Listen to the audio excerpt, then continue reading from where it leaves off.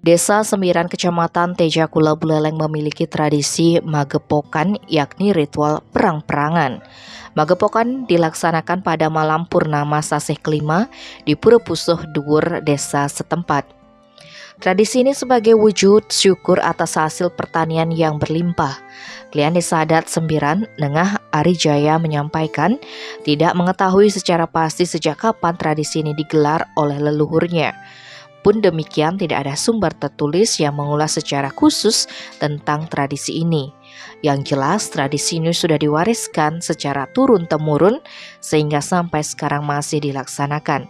Arijaya menjelaskan tradisi ini rutin dilaksanakan pada saat upacara ngusabe di Pura Pusuh Dhuwur. Pasalnya, ngusabe dan magepokan menjadi suatu rangkaian yang tidak dapat dipisahkan dalam piodalan di pura tersebut. Tradisi Magepokan dilaksanakan setiap 1 tahun sekali. Sarana yang digunakan berupa tombak serta buah-buahan hasil kebun seperti coklat, mangga, pisang, kelapa, dan mete.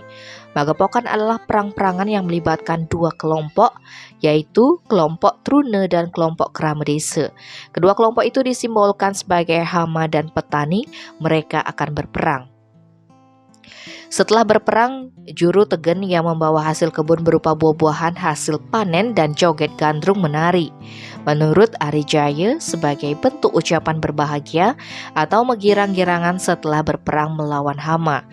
Secara esensial, lanjutnya tujuan dilaksanakan tradisi ini adalah sebagai ungkapan rasa syukur dan terima kasih kepada Ide Sang Hyang Widiwasa karena piodalan sudah berjalan dengan baik dan juga sudah menjaga hasil perkebunan dan pertanian terhindar dari hama.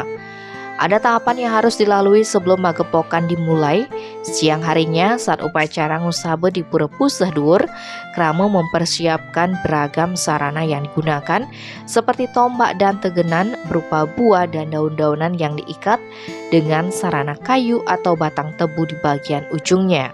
Tahap selanjutnya adalah matur piuning yang dimaknai sebagai pemberitahuan dan meminta izin kepada Ide Betara Sesuhunan di Pura Pusuh Dhuwur bahwa akan digelar tradisi Magepokan.